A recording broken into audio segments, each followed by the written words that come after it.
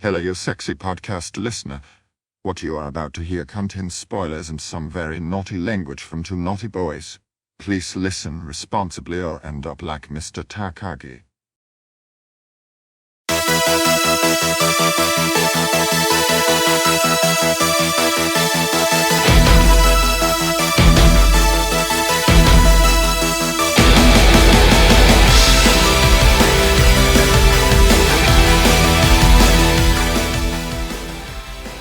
Cheers! Welcome to Beer Me a Movie. I'm Brian Betts. I'm Dave Michaels. And this is a weekly movie podcast where we have no idea what we're talking about next week. No, but we'll write it down just like Brian did with the intro before reading it there so he wouldn't stumble through it. That's what we do. We write it down so we don't stumble through it because I am Stumbles McGee. Sláinte, buddy. How you doing? I'm great. And l'chaim to you. That's probably racist. I hope not. Prost to you. All right. Well, I'm going to stick with cheers. I don't know enough languages. That's very fair. Everyone knows your name whenever you talk about cheers anyway. So for the first episode, Brian, you had the honors of setting that sweet table. That's right. I got to beer you a movie. You sure did. And you beered me a banger, I think is what we should have called it all along. Beer me a banger? That's what you did? Beer me some bangers and mash? Well, the task that you had at hand was you had to cast a real wide net, but you still had to make it a Bryan movie. Exactly. It had to speak to me, but it also had to have that poll that says, okay, that's an episode 1. Exactly. And realistically, Brian wanted to beer me, but also all of you, the collective you. He wanted to beer you a movie in your eye holes so we could put sounds in your ear holes. Exactly. I wanted to beer the community at large 11 times or so. Or so. I guess I'll ask you, what did you pick? What did you beer me? I beered you Ocean's 11 from 2001, directed by Steven Soderbergh. This movie is so damn good every single time I see it that I always forget how good it is. Yeah, it's one of those movies that no matter how many times you've seen it, it's still just, it grabs you and it's like, hey, this is a good time. But it's also one of those movies that has like that built-in like spoiler to it. But when you watch, you're like, man, I can't wait to see this again. I can't wait to see this again. I can't wait to see this again. You're ahead of the game every single time, but you're so excited to watch it play out all over again. And it might have taken me 2 or 3 times to figure out actually how it went down, but that's a story but you for got another there? time. Yeah. Eventually. The movie tells you, Brian. Did you just watch the movie? It tells you how they're going to do it. They do it, and then they recap how it was done through phone call. So exactly. Brian has just gotten it. This is good. I got it years ago on like the 3rd viewing. Oh, good. Perfect. So we made a bit of a change-a-roo from the way that we introduced the episode 0 and the way that we're going to be scoring the movies. Yeah. Is it 0 to 100? I can't imagine anything's going to score a 0. But it would be pretty bad to score a 0. It would have to be pretty bad. It would be like if they, what was the movie that you cut upside down when you worked at the movie theater? Transformers. It would be that. One of the Transformers. I think it was the second one. You did it upside down and backwards? Yeah, it was a mess. Better movie? Surprisingly didn't get fired, but somehow. But we changed up the order that we're going to do things a little bit just to kind of make it flow a little bit better. I like that we haven't had a real episode yet, and we're already changing. Already making changes, but we're adapting. Told you it was going to happen. To nothing. Reassessing, moving stuff around. You want to get into it? Let's get into it. And we're going to start off not with story motivation, but with casting. So before we even mention anybody in this movie, can you write down a 10? That'd be great. I think, I'm going to write down a 10 for casting. Because you have George fucking Clooney, Bernie fucking Mac, Brad fucking Pitt, Elliot fucking Gould, Casey fucking Affleck, Scott fucking Kahn, Eddie Jemison, good, Don fucking Cheadle, Xiaobo Chin. I wasn't going to get close to that name. Matt fucking Damon, Carl fucking Reiner, Andy fucking Garcia, Julia fucking Roberts. Yeah. My God. This cast, stacked. It's ridiculous. When you say ensemble film, you expect there to be a couple big names, not everybody in the movie except for Eddie Jemison and Xiaobo Chin. Right, but the magic trick that they pull off with this is that every single one of these characters is defined enough to tell this story. Yeah. We understand who they are. They all don't really have an arc in this, but they all have a purpose. Exactly. Every purpose Wow. serves a purpose, is what they say. That's the saying. That's what they say in the old country, I'm pretty sure. Oh my God. Remember earlier when I said I don't know any other languages? Nope, he has that in his back pocket. Don't even know English, apparently. He's learning that on Duolingo. The little green bird taught him how to just put rocks in his mouth and talk. Every Perpin has his purpose. It's a 10. It's absolutely a 10, despite there only being one female character in the movie. That's unfortunate, but that's not really what this movie's about. Women? Yeah. It's actually kind of a lot what it's about, but also... Well, she's like a MacGuffin, sort of. Oh, that makes it better. I can't call her an object because that's the most wrong. That would be the most wrong, but it's kind of how the movie treats her. It's absolutely how the movie treats her. It's how George Clooney treats her, but also sort of not, but definitely. Sort of not, but it's absolutely how Andy Garcia treats Oh, her. 1,000,000%. But we already said 10, so... It's in ink. That's on why the computer. We can't crank this one up to 11. Right. Some of the people who were almost cast in this movie, which would have completely changed it. Johnny Depp as Linus, the Matt Damon role. Thank you. And originally cast was Mark Wahlberg, but he left to do something else. Good. Luke and Owen Wilson were both cast as the Malloy twins. Oh, man, that would have been so good, though. Scott Conn and Casey fucking Affleck, they crushed this thing. But they're very good. But the Wilsons, they probably left to do a Wes Anderson. Probably. Danny Glover was almost cast as Frank, but you can't outdo Bernie Mac. No, you can't. Bruce Willis was the original Danny Ocean, and that just wouldn't have worked. He would have looked great in that. Any one of the clothing attires that Danny Ocean wears in this, Bruce would have crushed also, though. Yeah, he would have looked great, but he just doesn't have that charisma. Oh, you mean having any charisma? George Clooney Got has. it. All right. Ewan McGregor as Basher was a possibility at one point, and that would have been weird. It would have been. And Ralph Fiennes, Warren Beatty, Michael Douglas were all up for the role of Terry. Jeez. Yeah. Everybody, man. Alan Arkin and Don Rickles as Saul. And then at some point, Mike Myers was attached to a role, but nobody will say which one. Missed opportunity. I will say for that one, just out of morbid curiosity. They did end up using his wig from Austin Powers, though. Is that what Brad Pitt wore as the doctor? Absolutely. Oh, man, that's crazy. But yeah, that's casting. So let's just move right into story and motivation. Which you read directly off of Wikipedia now. Right off of Wikipedia, which is still the most editable website in the world. All right, the ones I put on there are gone. So I'm Already. hoping you pulled these early. Early enough, at least. We'll see. But I probably put them up there like 8 hours ago, and someone at 8 hours, Mr. Wikipedia went on and said, "You didn't give me $1 when I asked for the $1 9 times a year." I've been asking all up in the top half of your browser all day, and you just scrolled right past it to put in bullshit edits. So, no, sir. No, sir. I didn't even log in. That was the right move. That was the right move. Now they'll just They were block there. your IP address. They were there. And That's you a won't good be able point, to actually. use Shit. a burner. So this episode's brought to you by ExpressVPN. That would be a good time. That would be it. Slot in a little ad. And that's a known podcast advertiser. Unfortunately, Not on the show. not for us. So directly from the Wikipedia, following his release from prison, Danny Ocean, the aforementioned George Clooney, violates his parole by traveling to California to meet his friend and partner in crime, Rusty Ryan, played by Brad Pitt, to propose a heist. I never realized that he got released from like the North Jersey penitentiary for the bad men or whatever it was. Yeah, which is actually the East Jersey jail, prison, whatever they call it. Rahway. It's Rahway. Rahway is the right one. The two go to Las Vegas to pitch the plan to wealthy friend and former casino owner Ruben Tishkoff, played by Elliot fucking Gould. The plan consists of simultaneously robbing the Bellagio, the Mirage, and the MGM Grand casinos. And I love this because he like says, we're going to rob a casino, and not just any casino, but 3 casinos. You're out of your mind. And then there's a whole flashback about 3 guys who tried to rob casinos, and we're meant to believe that these are the only 3 people who have gotten close to robbing casinos. So in, there we go.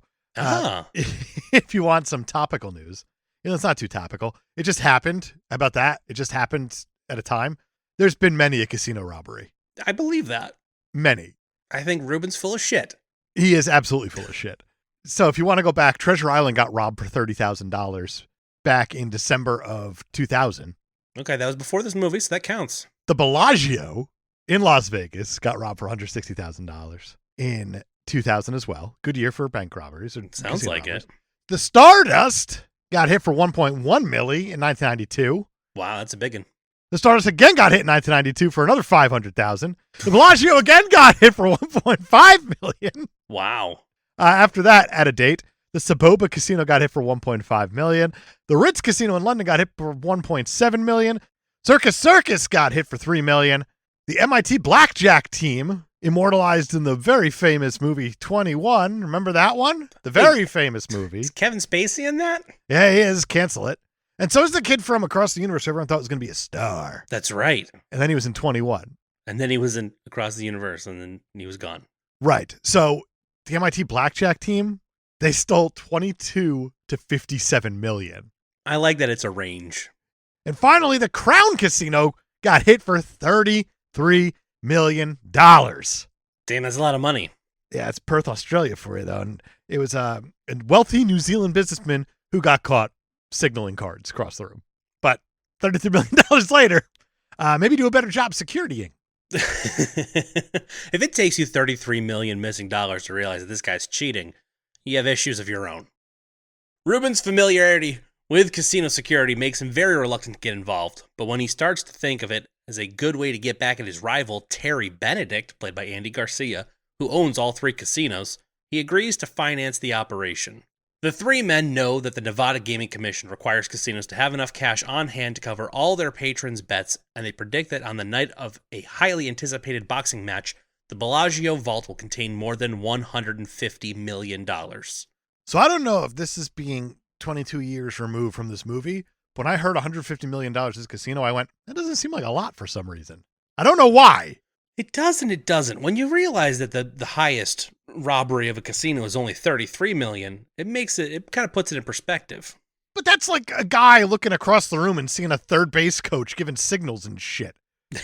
Like, this is a lot more in-depth than that. This is a proper heist, yeah. Danny and Rusty recruit 8 former colleagues and criminal specialists. Con men Linus Caldwell, Frank Catton, and Saul Bloom, played by Matt Damon, Bernie Mac, and Carl Reiner, respectively. Auto specialists Virgil and Turk Malloy, played by Casey Affleck and Scott Conn. Explosives expert Basher Tarr, played by Don Cheadle. And can I just say, in 2001, I didn't know a lot about Don Cheadle. Okay. And I also didn't know a lot about good British accents. Okay, now there's a difference. So you could noticed have fooled me in 2001. In 2001 that Don Cheadle was actually British, and that says so much. Because this is like almost Dick Van Dyke levels. It's not great, that's for sure. And that is adorable how much it fooled you.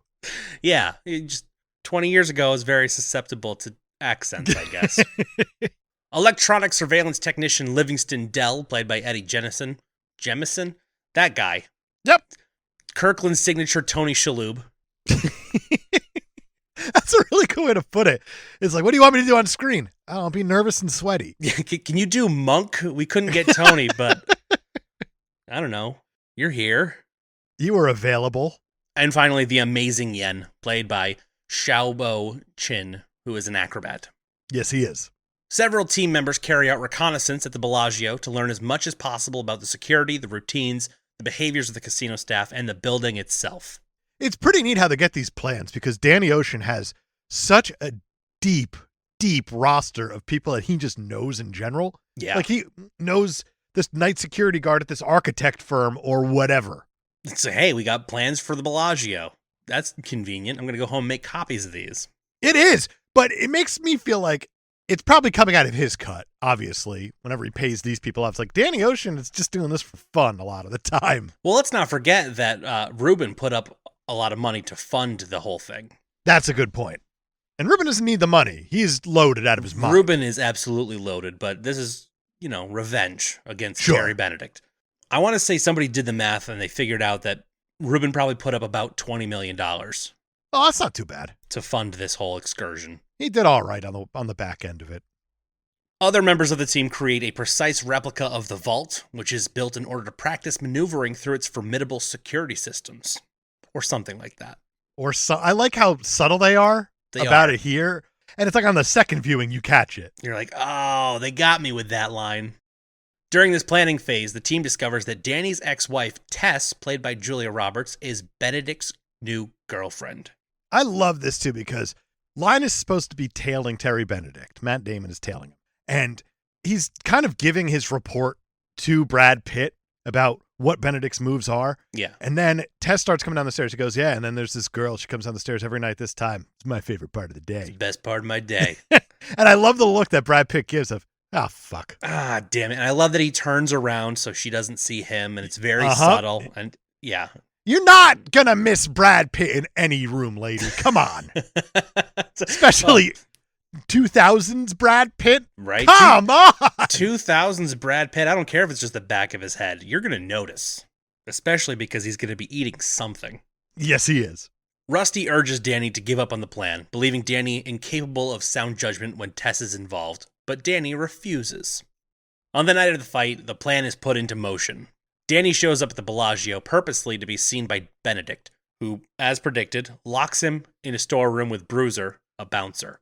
However, Bruiser is on Danny's payroll and allows him the access to the vent system, and he joins his team as they seize the vault, coincident with the activities of their other team members in and around the casino. How great is Bruiser? Bruiser's amazing. I love that he gives him that one hit, and Danny's like, oh, not yet, Bruiser. He's like, oh, I'm sorry, Danny. Hey, Bruiser, how's your wife? Pregnant again? Yeah, that happens. That's so good. But he's got such a rapport with him already. Yeah. How many times has Bruiser been used in any of this stuff? That's a good question. Or is he like what's her name from earlier in the movie that he just found her, gave her some money, and she was like, all right, yeah, I'll get his key card for you. That's true. There's that special lady too. There's a lady in the movie. We did it. Yeah, she even might have a name.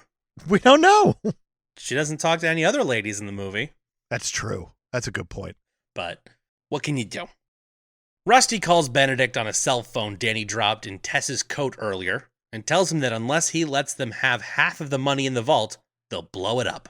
It's such like a slick move. Like Linus is supposed to be like the pickpocket. That's why he's there. Yeah. And here, Danny just plants a big old smooch right on Julia Roberts' cheek, and he just drops the key in. Just like the mice in Cinderella. This has always bothered me a lot. The mice in Cinderella. I can't believe we're going to go here. The big ass key that's in the stepmother's pocket. Yeah. And these little mousies are digging around in there trying to lift this big ass key out, and she doesn't notice. How do you not feel those mousies? How do I you did not not feel those mouses in there. I can't imagine a world where you don't feel a Gus in your pocket. I have no idea.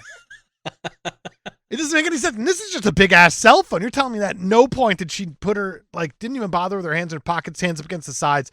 This is the year 2000. Cell phones are conservatively the size of the New Testament. Conservatively. And not like a pocket New Testament, like a regular size New Testament. Like the regular old one. Like King Charles, whatever it is. Yep. That's exactly it. He wrote his own book right after his mommy died. The King James, that's what I meant. the King of Queens version of the Bible. It's all bullshit no matter how you look at it. It doesn't matter what king decides to put his pen to paper. Yeah, well, it's the word of God, according to me. God came down and touched me and said, you write this book.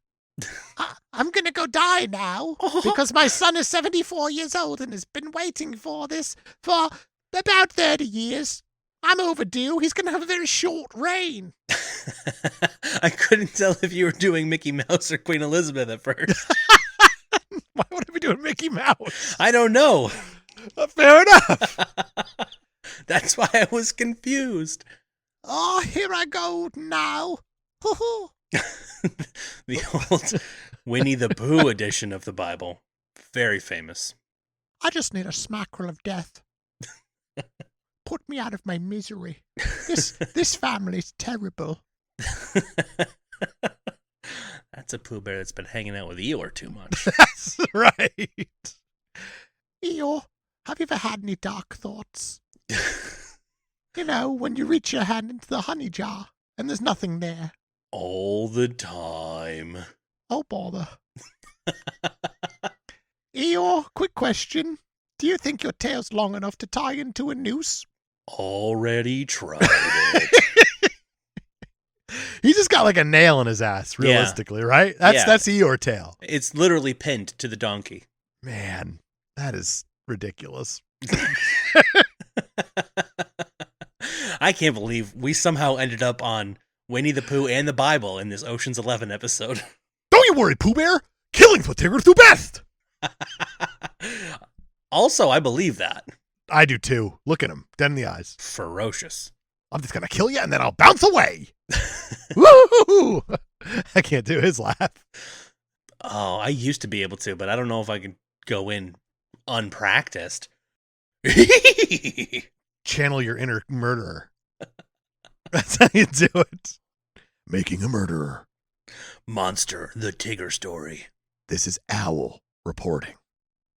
So Terry Benedict sees video footage confirming Rusty's claim that they're going to blow up the money in the vault. So Benedict complies, having his bodyguards take the loaded duffel bags to a waiting van driven by remote control. It's a good move. It's a very good move. Benedict has his men follow the van while he calls in a SWAT team to try to secure the vault. The SWAT team's arrival causes a shootout that sets off the explosives and incinerates the remaining cash.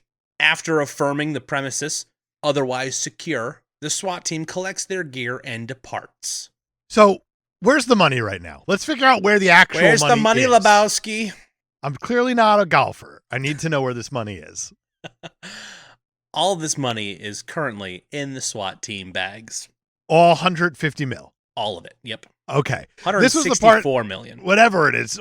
That's the part that always gets me about this one. Because obviously they take 80 mil and they send it in the van, and they take 80 mil and they blow it up in the vault, but obviously they didn't blow up any real money. Right. At all.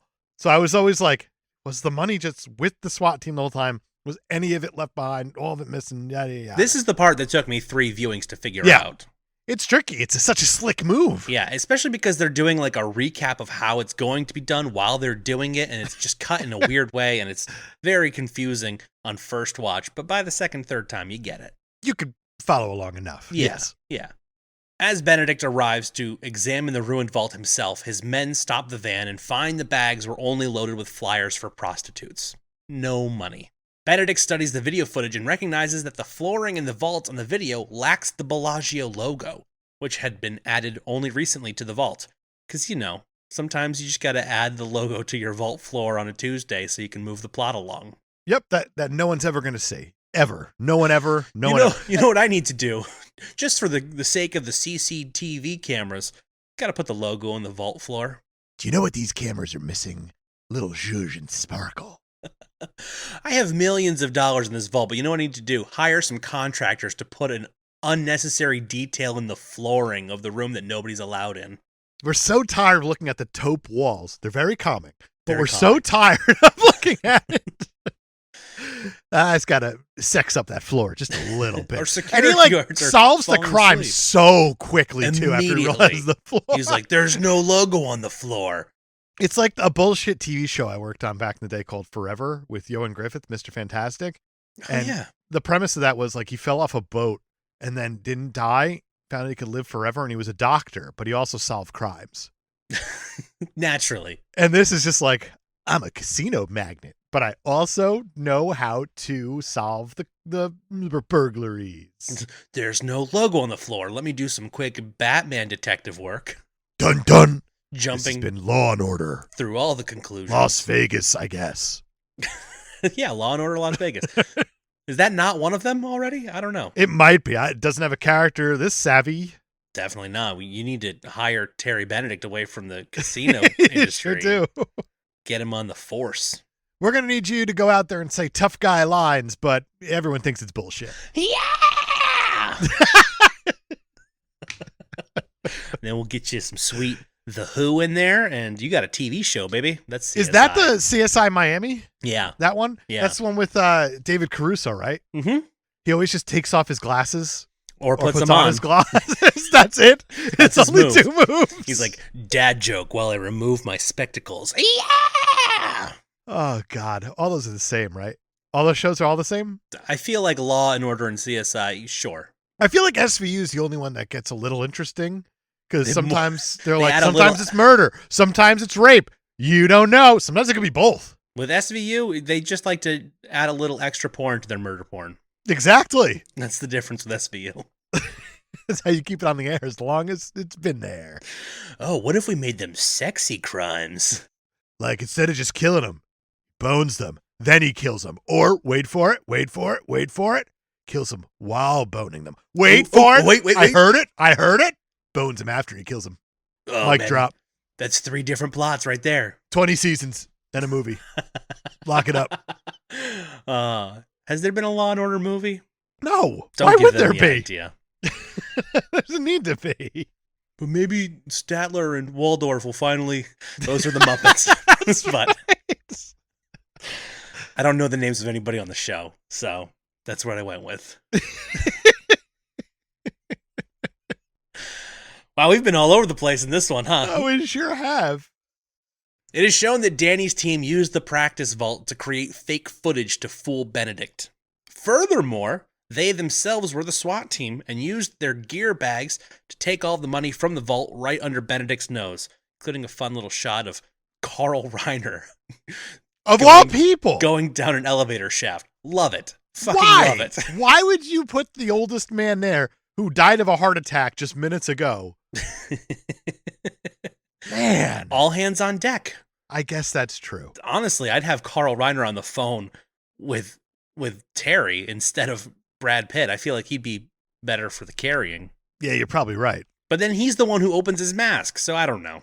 I never understood why he opened his mask. That's just a level of cocky that I can't get to. That's just so the audience knows that they were the SWAT team the whole time. Yeah, we'll get there. We will get there. Benedict goes to see Danny, has seemingly been locked up in the storeroom throughout the heist and thus innocent of any involvement. As Tess watches via closed-circuit television, Danny tricks Benedict into saying he would give her up in exchange for the money. But I feel like Terry has Danny like dead to rights here and he doesn't take it. Like Danny goes, "What happened, Benedict? Someone rob you or something?" It's like, just call the Stop cops right now. there. Just call the cops right now. You don't Well, need as far as he to knows, the issue cops are your already own there. brand of casino justice or whatever. Well, that's kind of his whole character, though, is that he likes to issue his own brand of casino justice. That's a good point. So maybe he did need to do that. He deserved everything he got. Ruben makes a point in the beginning of the movie to say, like, oh, it used to be civilized. You hit a guy, he'd whack you. But with Terry, he makes it personal. He'll kill you, and then he'll go to work on you. It's the quick way to lose $163 million or whatever. And a Julia Roberts. That's a good point, too. Benedict, dissatisfied with Danny's plan to get back the money, orders his men to escort Danny off the premises and inform the police that he is violating his parole by being in Las Vegas.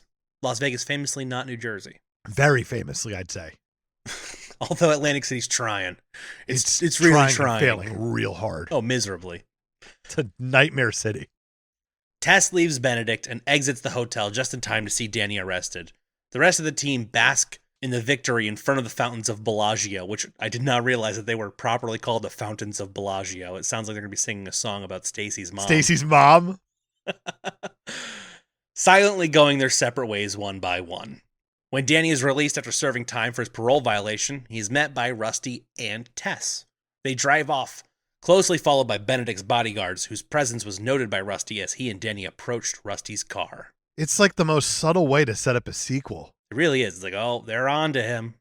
This story kicks ass, like a lot. Yeah, it really Like does. a whole lot. A whole lot. It's a little confusing at times, but you eventually get it. But I feel like for this type of story, you have to be a little confused at times to kind of Yes. throw you, the audience, off your own scent in a way. Right. Like, If you can follow it the whole way, that's not a good heist movie. exactly. Sometimes you want your audience to get a step ahead of you. And that's kind of how you build anticipation and tension. And Right. this movie is not about that at all. This movie is about the reveals. It's about the cool tricks that are pulled in this. It's about the slickness and slyness and suaveness of the characters. Exactly. The There's not smooth supposed to talking be any and the tension. twisty turns. This is just fun wall to wall. Absolutely. And that's what I love about it. 7. 8. Okay. That is going to move us to our next category, protagonist. It's Danny Ocean It's Danny Ocean and his 11. And his 11. And they're all great. I I'm a feel big like fan of all of them. He's really only got 10. He's one of the 11. That's a good point also. I think the crazy part about it is that he's a criminal, a thief, and a liar, and we root for him every step of the way. Well, he only lied about being a thief. That's a good point. Apologies to the whole Ocean family. Well, we're not there yet. Also true. Ocean's 8 doesn't come out for a while after this. Still haven't seen it. Still curious to see it. One of those I said, I'll get to, and then I just keep forgetting to. You know what this show is great for? Stuff we said we'll get to. That's a good point. I really like every one of these characters. They are likable despite being swindlers and ne'er-do-wells. It's true, but they almost come off as Robin Hoods in a way. It's just they're not giving that money up after they get it. Exactly. Yeah, they're taken from the house. They're plucky. That's the right word for it. I'm going to go with a 7. I agree with the 7 on this one. Okay. 7 I feel like is a cop-out answer, but it's also like the safest cop-out. 7 is a cop-out in the way that like 5 would be grossly underselling it. Like 5 is agree. I don't know. 7's like, it's good. With exactly with the that singing intonation. and everything? Yeah, it's fair. All right. The antagonist, Terry Benedict. He's so fucking scummy. He's so scummy. He is so bad that he makes the other bad guys look like good guys. 9. 9 in I can't go full-blown 10. No, because, He doesn't even get close to winning. Like, not even close to it. No, they pull the wool completely over his eyes. He doesn't see through any of their shenanigans. He doesn't even recognize. He's like, oh, wait a minute.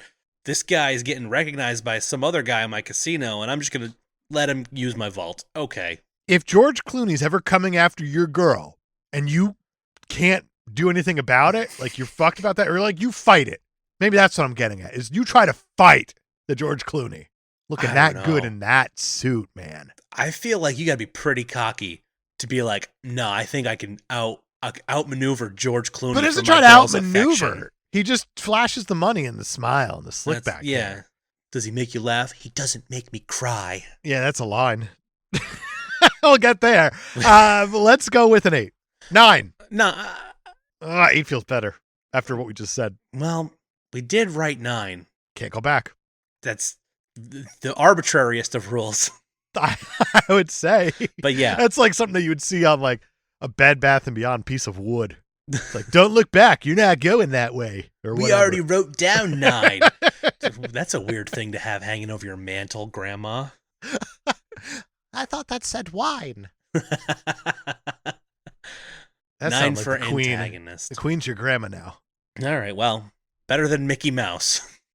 Oh, I'm your grandma now. Oh. Quick question. Have you ever seen Law & Order SVU? Why do you think I wear these gloves? You won't even feel me reaching into your pocket. Oh, Don't worry, I'm not even wearing pants.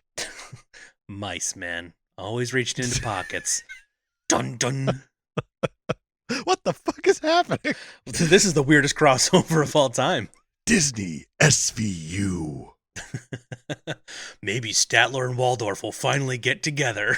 No, you Prince Charming. You're under arrest. That was a dead girl you just kissed. Season 3. Absolutely. That's a season good pull. 3. At least. That's got to be like the ending of season 3. Like the dead girl's just in the forest the whole time. Yeah. And it keeps building up. And he just goes and kisses her, thinking he's doing the right thing, and it's the wrong thing. And then Ice Cube comes out and arrests him. Or Ice T, whichever one it is. That's whatever iced variety. Some is there. iced rapper turned actor will apprehend Prince Charming. Stop. Collaborate and listen. It could be Vanilla Ice. That would be the swerve. That's it. That's the twist. That's the character. Disney introduced SVU. At the end of that season. Disney SVU. You know the thing we're missing? We're not working together. And that's why we brought in Vanilla Ice. And then he does the ninja rap. That's right. So I'd style pay and money. tone. If that were the movie, I'd pay money. Oh, I'd go see it in theaters opening night for sure. Absolutely. So style and tone? Yeah, it's fantastic. 9. Easy 9. Easiest 9 we're ever going to Easy do. 9. It's Soderbergh said that the film was an opportunity to give audience, quote, pleasure from beginning to end. Good. Soderbergh did a wants good to job. give you pleasure. He wanted it to be a movie that you could just surrender to without embarrassment and without regret. Okay. That's So a bit of a douchey thing to say about anything. It's a weird thing to but- say. It's almost like he regrets and is embarrassed by some of his other films. Or he's embarrassed and regrets this film. Well, no, because he said he wants you to surrender to this one. Yeah, but he's so highbrow that I feel like he needed to almost come down. Are we calling Steven Magic Mike Soderbergh highbrow now? We're not. But Roger Ebert is. Because Roger Ebert did give this movie 3 out of 4 stars. And he said, serious pianists sometimes pound out a little honky-tonk just for fun. That's like what Steven Soderbergh is doing in Ocean's 11. Oh, This is a standard genre picture, a remake of the 1960 Frank Sinatra caper, and Soderbergh, who usually aims higher, does it as sort of a lark. It's slick, all right. Directors this good don't usually handle material this routine. It has yearnings above its natural level, as if hoping to redeem itself and metamorphose into a really good movie. So you said he gave it a 4? 3 out of 4? He gave it a 3 out of 4. I couldn't tell if that was a positive review or not. I am completely unsure. It's a funny review. I do like when he does that. But he's under the impression that Soderbergh dumbed himself down to have a good old time, and I agree with him here. I agree with you, especially at this point in Soderbergh's career, and we will move into director right after this. So we said 9 for Style and Tone? Oh, yeah. So let's talk about director Steven Soderbergh. At this point, he had been doing mostly serious movies. Oh, absolutely. He was recognized as a serious director, and that's why when he did this, everyone's like, really? Yeah, because he came out swinging. His directorial debut with Sex, Lies, and Videotape won the Palme d'Or at the Cannes Film Festival. Exactly. And, That's like, a banger of a movie. You walk out and you hit a grand slam on your first go. People are going to be like, what is this Ocean's 11 bullshit? Well, it's sort of like he laid down the perfect bunt. Yeah. You know how whenever you trickle that ball up the third base line, the third baseman's looking at it like, that's going to go foul. That's going to go foul. That's going to go foul. And then it doesn't go foul. It doesn't. Yeah. That's what this movie is. That's what this movie is. The perfect bunt. I think he did a great job. I do too. There's some weirdness to it that where he combines these scenes where they're explaining what they're going to do, and it goes right into showing them doing it, almost like it's going to, like, showing you how they're going to do it, but it just turns out that is them doing it, and then it cuts right to the aftermath, and it's a little jarring. So what are you thinking? Like an 8? I was kind of going 7 on it a little bit because Let's do 7. there are certain aspects of it that are a little rudimentary, but it's really But it's well enjoyable done through and through. stylistically. But how could it not be really well done when you have these actors When you to have work these- with? well- They're having such a good time. I'll refer you to Don Cheadle's accent. That's totally different. You're right. But still, I think 7's appropriate. Let's talk about the screenplay. it's got some good lines in it. It does. This thing's written out pretty well, and there's a fair amount of improv happening here, especially There with has to Casey be. Affleck and Scott Conn. See, I would have thought that there were more improv stuff with like Brad Pitt and George Clooney because the way that they kind of interact with each other, Yeah, they clearly have such a good rapport, and Insanely chemistry, good and it's just- chemistry. it's ridiculous. Like you have that one scene where Brad Pitt's just like head on his hands as he's leaning over the table. He's like, and George Clooney's over. I'm like, you think we need one more? Yeah, you think we need one more? all right. All right, let's go get one more. Like, Yeah. doesn't have to say a word. Yeah, it's really, really well done, and it has. I imagine there's a fair amount of improv happening here, Improv still counts. but improv still counts. I'm going to go with another 7. I want to bump this one up to an 8 Why? because I feel like a 7 is a cop out. I don't here because with the improv stuff, I don't put that so much into the screenplay of what's written on the page. I think that it is a little bit confusing at points. But intentionally so, to mislead the viewer. All right, 8. I'll take it. That begrudging 8 that you just granted me. Let's talk about the music. The score's by David Holmes, but I'm more interested in the soundtrack on this one, honestly. Why is that? Because it is pulling out some insanely good songs for appropriate moments, like that flashback when Elliot Gould is going through the previous attempted robberies, and when they cut to Las Vegas and you get that little less conversation, a little more action, and just, oh, so good. It is very good. But then the score itself, you have that, you told me, you actually sent me a message that said it reminds you of Herbie Hancock, and I was like, you are Sure not did. wrong. But it's very repetitive. It is super repetitive. And that's the part that bugs me the most. It's not terribly memorable at all, That's fair. but it is appropriate. I kind of want to go like a 6. 6. Yeah, it's nothing to write home about. I'm going to allow it. 6 for music. I feel dirty about saying it. Well, I let me feel dirty about the screenplay, so Fair enough. we're going to average it out here. Speaking of Linus, dirty. The box office, this one is not up to us. Ocean's 11 opened at number 1 its opening weekend, made $38 million its opening weekend. Which is not a lot, considering this movie is an $85 million movie. It's not a lot, but it was also 20 years ago when you didn't see a whole lot of that. It did dethrone Harry Potter and the Sorcerer's Stone, which was going into its 22nd week. Well, something had to eventually because it was on his 22nd week. The rest half of a year. The rest of its opening week also had Behind Enemy Lines, Monsters, Inc., Spy Game, Black Knight, Shallow Hal, Out Cold, K-Pax, and The One. The 2000s were a weird time. They were a very weird time. But this movie did eventually make $450 million. That's a huge hit. Huge. That is a blockbuster. It's 530% on its original budget, which automatically gives us a 10. And it deserves that. I mean, everyone saw this movie, and I know that because I read the Letterboxd reviews. And there were a ton. You want to hear a few? Absolutely. The first one I have is just a list of things that Brad Pitt ate. Oh, that's going to be a long list. Nachos, 2 salads, cotton candy, a fruit cup, 2 assorted party snacks, a lollipop, shrimp cocktail, 40 ice pieces cream, of shrimp, by the way. and a burger. He's eating in damn near every scene. It's true. There's actually a scene at the end of the movie where he gets heartburn and he puts food down for the first time in the movie. It's a good move, and I love that little touch. From April 14th, 2018, if Don Cheadle tries to come anywhere near the UK on the Infinity War press tour, I'll personally greet him at the airport and fight him to the death. I thought it was believable. At the time. At the time.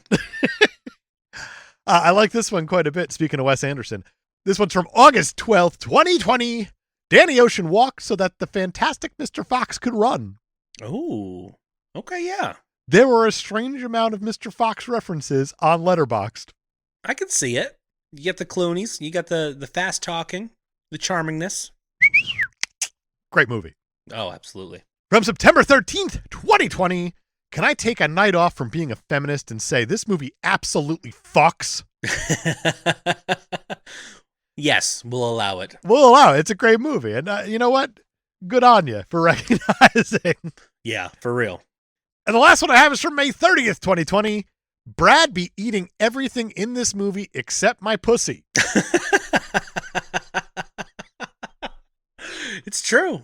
So what's the final category? It's impact on the industry? It is the impact on the industry. This movie is definitely a sign of its times. And Yes. it did spawn off 2 other movies as well, 3 other movies. Now, Yeah, it was 2 direct sequels, a spin-off, and there are rumors of a Margot Robbie produced and starred prequel, which may or may not also feature Ryan Gosling. And also, Don Cheadle let slip last year that Soderbergh is potentially working on an Ocean's 14. that's ridiculous to me. That is And I absolutely love it. insane. But it's such a fun universe that, you know what? Keep making movies that take place in it. I love it. But you have all these massive name actors, and everyone's like, Marvel. We know about that, me and Brian from our past show. But it's like, it's been done before, in a way. Absolutely. Yeah, the massive ensemble picture. At one point, I was toying with the idea of having you bear me a reboot, and then I was like, all the characters who aren't in this are just Marvel characters at this point. Every single actor is either in the Ocean's universe or in the Marvel universe. Yep, that's exactly it. So it seemed like it would be very repetitive. I want to go with an 8. I like that. 8. I feel like this Especially- movie is not so much a stepping stone for all these actors, but a nice bridge. Yeah. I especially love that they did the bit in the credits with introducing Julia Roberts as Tess. It's very good. At this point, she had an Oscar and was Uh-huh. the highest paid actress in history. And they're like, introducing. There's also a rumor that George Clooney sent her a script with a 20 pinned to it. Said, I heard you're doing movies for 20 now. That's so awesome to So hear. good. But yeah, I love this movie. I do too. You said 8? 8 for Impact? I said 8 for Impact. That is going to give Ocean's 11 a total score of 82. Brian, Rotten Yeah. Tomatoes, 1 to 100. 82. 83. 3. Oh, dangerously close. Oh my God. The first Dangerously movie off close. the bat, we get close to having to pound our beers. The ruling is if our arbitrary score matches up with either the critical or audience score. Oh, is it either? I'm going either. Yeah, why not? Why not? We have to start drinking more during the show, so there's less to pound at the end because That's we a got good real move. close. I'm already on number 2. I had to do a lot less talking during that plot part, but next week I'm gonna have to be doing plenty of that talking during that plot part. That's true. Speaking of which, is it that time? I think it's that time. Oh man, I am anxious because you've been teasing me with this for months at this point. You've known for a while what you wanted to pick. I have known for a while what I wanted to pick because I worked in the film industry. I'm such a huge cinephile, cinebuff, whatever you want to call it. Yeah, pretentious. That's the word. I wanted a movie that casted, again, a really wide net for my first pick. Yeah, But it also had to have a good backstory to it. It had to be a Dave movie. that's the move. And that's why we're going to be talking about one of my Mount Rushmore directors. Ooh. Because my Mount Rushmore is Stanley Kubrick, Billy Wilder, Akira Kurosawa, and the one we're going to talk about next week is going to be Steven Spielberg when we talk 1982's E.T. Oh, that's such a good pick. I would not have guessed that, but I love it. It's one out of the 30 I wrote down trying to figure it out. I'm going to have to cross it off my list. There it is. The fun starts now next week. E.T. Until then, thank you for listening. Be sure to rate, review, subscribe. It's a whole new show. We need all those reviews and ratings and subscriptions. Join us on Patreon this month where we're having all sorts of fun. We kind of realized that we took the Patreon idea, moved it to the main show, so we had to up the ante on the Patreon. So now we can beer each other whatever we want. This month, we got Beard a record to talk about for the first time. By Dave Novak. Got to leave the past in the past. We sure do. Thank God we can retire that. And in December, I think we're going to debut our new Patreon show that we came up with. I think you're right. So here on Beer Me a Movie and on our past show, the Cape Podcasters, we had a rule. And that rule was no movie is totally shitty. No great movie is totally perfect. Right. You have to celebrate the bad while tearing down the good. You kind of have to meet a Exactly. movie halfway. Take it for what it is. There's got to be a silver lining. There's got to be something that sucks about the most perfect film of all time. There has to be something. And we're going to put that theory to the test because we have looked up the worst films of all time, and we're going to try to find a silver lining in every single one of them if we possibly can. And we're going to be doing that in a new show that we're calling Crappy Hour. It's aptly named. I'm very excited to give it a shot. I'm terrified. It's going to be an interesting experience for sure. Sure will. But this month on Patreon, we will be talking about Dave Novak's album that he beered us. It is David Bowie's 1972 album, The Rise and Fall of Ziggy Stardust and the Spiders from Mars. That's going to be very exciting. It's going to be a good time. Also, this month on Patreon, last year we did it in October, this year we're doing it in November. All the proceeds we make on Patreon this month will be going to the Extra Life Foundation, which raises money for kids with cancer. Every single dollar. Every dollar, so. So loosen up those purse strings, you frugal fucking bastards.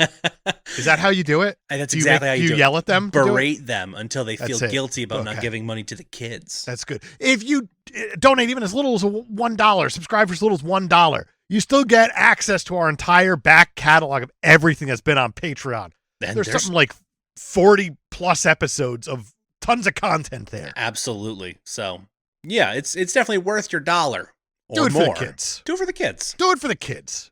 And, we'll probably drop like a bracket or something this month too, just to sweeten the pot. Right. Just a little bit. You can email us your questions and comments to beermeamoviepod@gmail.com. And we do have an email. Came in from Phil Hawkins. Hey, Phil. He said he was chatting with Dave a few days ago and posed him a question for the show. Who is your favorite actor/director combinations that frequently collaborate together? A couple Oh, of his boy. favorites that come to mind are Guillermo del Toro. I swear he Oh, just put still, that in you there can't because do it. he knows I can't say it. Guillermo del Yeah. Toro and Ron Perlman. It's a good one.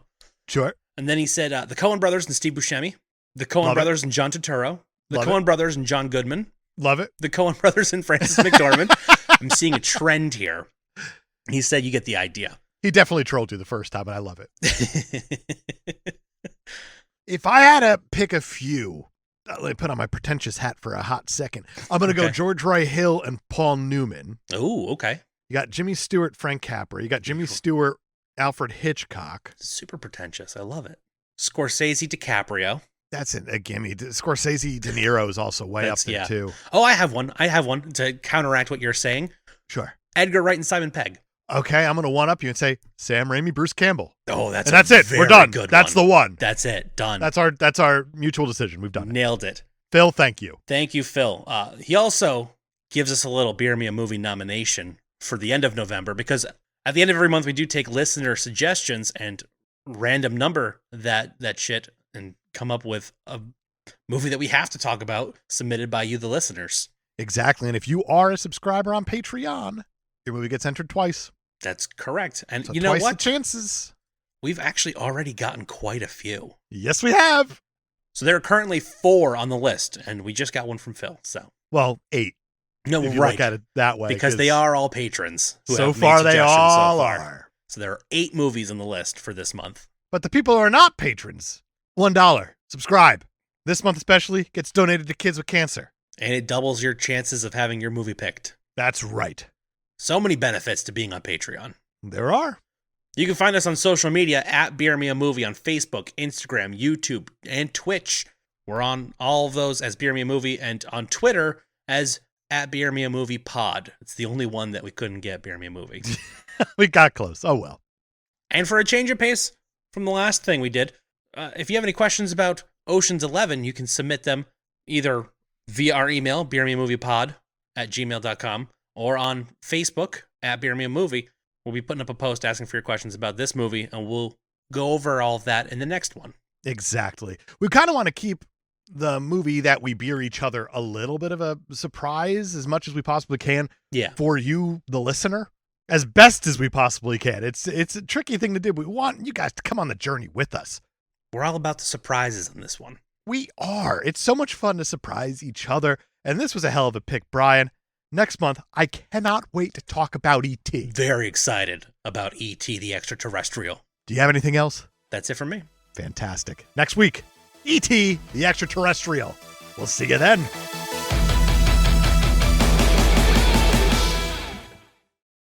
I may have to come back from the afterlife to get some Reese's Pieces for that episode. See you next week.